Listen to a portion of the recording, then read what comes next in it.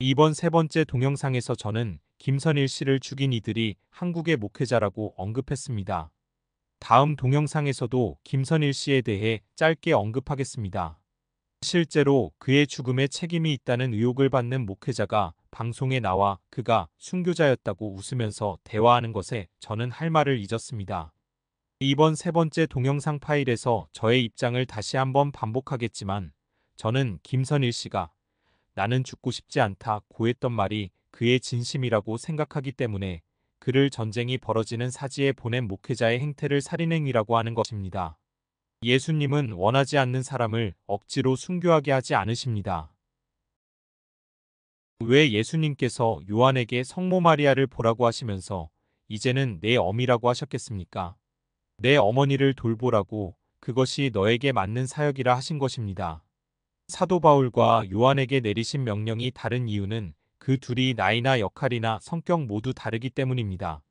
사도 바울은 직접 예수님을 만나고 영적 체험을 했을 뿐 아니라 죄수로 잡혀 끌려가면서 배가 난파되는 그 절체절명의 순간에도 하나님의 사자가 자신의 곁에 서서 함께 배에 타고 있던 이들에게 안심하라는 말씀을 전했다고 할 정도의 신앙인이었습니다. 그리고 음식을 나누어 주며 아무도 다치지 않을 것이라 하며 위로했던 사도였습니다. 심지어 로마군 백부장도 그의 말대로 되는 것을 깨닫고 그의 생명을 지켜주려고 배에 탄 죄수가 도망갈 염려가 있으니 모두 죽이자는 의견을 무시하고 모두 무트로 올라가라고 허락했습니다. 바울은 예루살렘으로 돌아갈 때에도 자신이 잡힐 것이라는 예언을 들었고 그렇다 할지라도 자신은 갈 것이라 했습니다. 만약 이러한 한국 교회의 막무가내 식 선교, 굳이 표현하자면 묻지마 식의 선교가 하나님의 뜻이었다면 부정적인 상황이 일어나기 전에 그러한 죽음이 있을 것이라는 예언이라도 받았을 것이고 이미 알고 있기 때문에 의연하게 대처하였을 것입니다. 만약 그랬다면 설사 비난을 받아도 저는 그들이 하나님의 뜻대로 순교했다고 할 것입니다.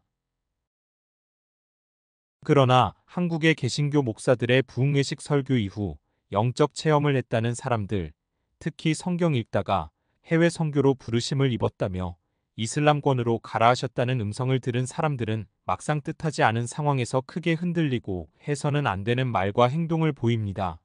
하나님의 뜻을 따랐던 선교라고 주장할 자격이 없습니다. 사도행전만 비교해 보아도 사도 바울의 선교 사역 중 인도하셨던 하나님의 섭리가 전혀 나타나지 않습니다. 심지어 신앙이 없다 하더라도 죽음을 순수히 받아들이는 최소한의 인간적인 자세조차 없이 신앙인이라면서 하나님과의 관계에서 반드시 있었어야 할 예언 능력을 보이지 않았다면 저는 그 선교를 하나님의 뜻이라 하지 않겠습니다. 오래된 기억이라 아프가니스탄이었는지 이라크였는지 정확하지는 않지만 전쟁이 있던 시기 이슬람권에서는 서양인에 대한 살인 테러가 빈번하던 때였습니다. 그때 영국인 여성으로 알고 있는데 죽을 것을 알면서도 그 지역 장애인 어린 아이들을 위해 봉사하다가 모두의 예상대로 죽임을 당했습니다. 아무도 원망하지 않았고 국가적인 개입도 없이 그렇게 짧은 소식만 있었습니다. 하나님의 영을 경험했다는 간증도 없었고 자신이 하나님의 뜻 안에서 사도 바울의 선교를 하고 있다는 거창한 주장도 없이 자신이 원하는 아이들과 원하는 곳에서 살다가 그대로 세상을 떠났습니다. 희생은 반드시 성경적인 기적과 간증거리가 있어야 거룩한 것이 아닙니다. 비록 아무런 영적 경험도 절대자의 음성이나 명령이 없어도 자신이 선택한 일에 대해 책임을 지고 순순히 모든 것을 받아들이는 것, 그 인간적인 용기와 다짐 없이 마음만 앞서 나가서는 안 됩니다. 자칫 김선일 씨나 다른 복음 전도자들을 비난하는 것처럼 보일 수 있으나 저의 뜻은 개신교 목회자들, 특히 부흥회에 집착하는 이들을 향한 것입니다. 김선일 씨와 같은 초신자들을 일방적으로 영적 경험을 하라며 방 안에 가두어서 음악을 틀어놓고 결국 자신의 마음속의 생각을 신의 음성이라 여기게 하고 이슬람권 선교를 하라는 명령을 심어서 그것이 하나님의 뜻이라고 여기도록 하여 그 생각에 붙잡히게 하고 그 음성을 거절하는 모든 생각을 악이라고 여기도록 조종하는 세뇌식 부흥회를 하는 사람들을 향한 비판입니다. 김선일 씨가 소리치면서 했던 말은 그가 준비된 선교사가 아니었다는 사실을 나타내고 있습니다. 그는 어떻게 해서든지 자신을 인질로 잡고 있는 사람들에게 듣기 좋은 말을 해서 생명을 유지하고 풀려나기를 간절히 바라는 행동을 보였습니다. 그의 안타까운 심정을 이해해야 합니다. 그 다급한 마음을 보고도 목회자가 방송에 나와 웃으면서 순교자라고 말할 수 있습니까? 주의를 기울이지 않은 과거의 기억을 다시 회상하는 가운데 부정확한 부분이 있을 수 있어 망설여지지만 평생 이슬람권 선교를 성도들에게 강요하던 한 목회자가 자신이 죽기 얼마 전에 방송을 한 것으로 기억하는데 만약 자신에게 선택할 기회가 있다면 이렇게 살지 않았을 것이라는 넋두리를 한 것으로 기억합니다. 방송에서 짧게 언급한 말이어서 그 기억에 대해서는 부정확할 수 있지만 어떻게 김선일 씨를 순교자라고 그리고 모든 성도에게 죽어가는 가난한 이들의 얼굴을 보여 모든 재산을 바치라고 하였고 자신을 모세 사도 바울에 비했으며 이슬람권의 복음화를 외쳤던 사람이 모든 사람이 받아들이는 자연사 심지어 이단 교주조차 받아들이는 자연사를 버거워하여 비겁하게 그러한 넋두리를 합니까? 설사 그러한 넋두리를 한 적이 없다 하더라도 설사 그 목회자가 아니더라도 어떻게 김선일 씨가 죽을 때 신앙인으로서 하나님께 영광을 돌리는 말을 하지 않았다고 질타하는 설교를 할 수 있습니까? 저는 단 한 명의 목회자를 언급하는 것이 아닙니다. 한국의 목회자들은 성도들 순교하라고 죽으라고 하기 전에 자신들의 죽음에 대해 예언이나 제대로 하고 모세, 다윗, 바울을 사칭하십시오. 지난번에 올린 동영상에서도 해외 선교의 죄를 언급했지만 자신과 배우자, 부모, 자녀들은 위험 지역에 가지도 않고 성도들의 자녀를 사지로 보내되 그것도 교회에 출석하지 않아도 교회 재정에 타격이 없을 것으로 예상되는 사람들만 골라 죽음을 무릅쓰고 보내는 계산된 행동이 잔인하다고 느꼈습니다. 소위 말하는 고위급 자녀는 뒤로 돌리고 교회 내에서도 경제적으로나 사회적으로 큰 힘이 없는 이들의 자녀를 순교자로 보내는 것입니다. 해외 선교를 할 정도라면 성부와 성자와 성령의 이름으로 세례를 주노라라는 말을 할 정도의 사도급 지도자가 해야 하는 것입니다. 예수님의 12제자만이 예수님을 전하고 세례를 줄 수 있었습니다. 김선일 씨를 죽였던 이들이 김선일 씨를 그러한 사도급 지도자로 보았습니까? 아니면 위험 지역에서 이름뿐인 단체의 자리만 맡아서 후에 이득을 보려고 했습니까? 선교비 정말 선교비로만 썼습니까? 에스겔서 13장 19절 너희가 두어 웅큰 보리와 두어 조각떡을 위하여 나를 내 백성 가운데에서 욕되게 하여 거짓말을 고지 듣는 내 백성에게 너희가 거짓말을 지어내어 죽지 아니할 영혼을 죽이고 살지 못할 영혼을 살리는 도다 하셨던 하나님. 그리고 22절 내가 슬프게 하지 아니한 의인의 마음을 너희가 거짓말로 근심하게 하며 또 악인의 손을 굳게 하여 근악한 길에서 돌이켜 떠나 삶을 얻지 못하게 하였은즉 너희가 다시는 허탄한 묵시를 보지 못하고 전복도 못할지라. 내가 내 백성을 너희 손에서 건져내리리 내가 야훼인 줄을 너희가 알리라 하라 하셨다는 말씀을 기억하십시오.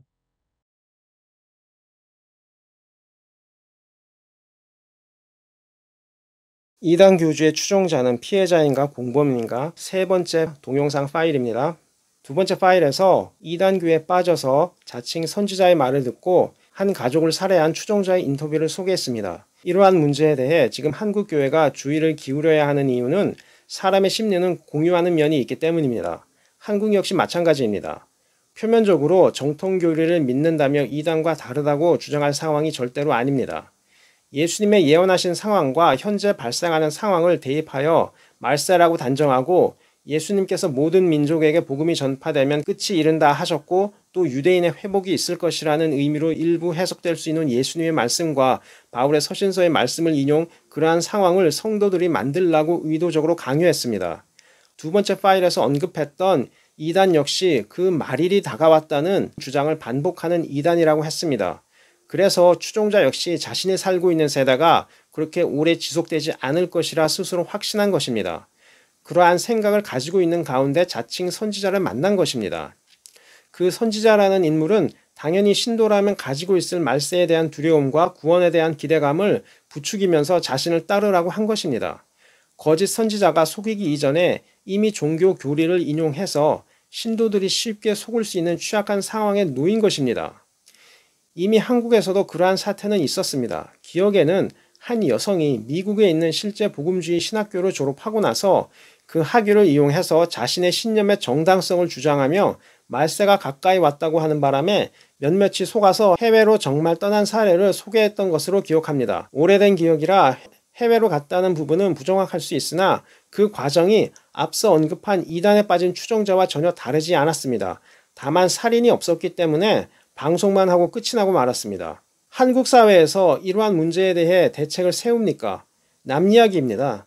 목사인 자신이 가난한 자의 사진을 찍어서 성도들로 하여금 헌금하라고 독려할 때는 만약 하지 않을 시 그리스도를 못 박은 사악한 신도인 것처럼 저주합니다. 그런데 한 주 저주를 했으니까 다음 주에는 농담을 하면서 기분을 풀어주는 사람들이 목사들입니다. 정작 자국민이 이단교를 퍼뜨리는 사람에 대해 피해를 보면 방송국 기자만큼이라도 관심이 없습니다. 내가 왜 그러한 사람들을 돌보냐는 것입니다. 그러면서 해외 불신자는 성도들이 전도하지 않아서 믿지 않는다는 얼토당토 않는 주장으로 죄책감을 일으킵니다. 가고 싶지 않으려면 돈으로 내시오 하는 장난 섞인 협박을 성령의 계시라고 하고 있으니 답답할 노릇입니다. 성도들의 인식을 과거 율법에 올가매지 마십시오. 그리고 예수님께서 하셨던 당시 제사장들, 지도층에게 하셨던 비판을 성도들에게 돌려 이치에 맞지도 않은 헌금 강요하지 말고 인간 내면을 간교한 죄악의 문제를 돌아보십시오. 소위 말하는 종교 지도자라는 사람들이 성경의 구절을 인용, 어떠한 암시로 재산을 취하고 심지어 살인까지 저지르는지 그 심리를 분석하고 경계해 보십시오. 제가 Most Evil Cult Followers, 극악한 범죄자, 이교의 추종자들에서 세뇌당했던 한 추종자의 솔직한 인터뷰를 강조하는 이유는 그러한 심리 상태에 있는 어린 사람들이 설교가를 신으로 그의 말을 하나님의 음성으로 여겨 전혀 이치에 맞지 않는 행동을 할 수 있기 때문입니다.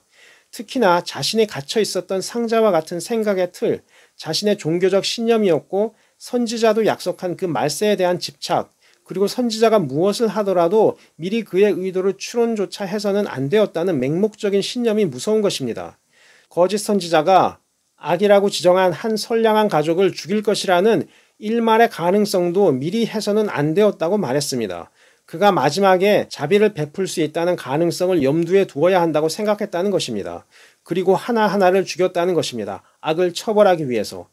다만 한국 교회가 살인까지 사주하지 않고 헌금만 달라고 하는 선에서 신도들의 생각을 통제하고 있다고 이단 교주와 다르다고 할 처지가 아닙니다. 앞선 이단 교주가 피해자 가족을 죽였던 이유가 실제로는 모든 재산을 자신 앞에 주지 않았다는 사실 때문이었습니다. 돈 때문이었습니다. 한국 교회 목사가 원하는 바람과 그 사악한 교주가 바라는 것이 다르지 않습니다. 다만 교리가 정통이라고 강 건너 불 보듯 남 탓을 하는 것입니다.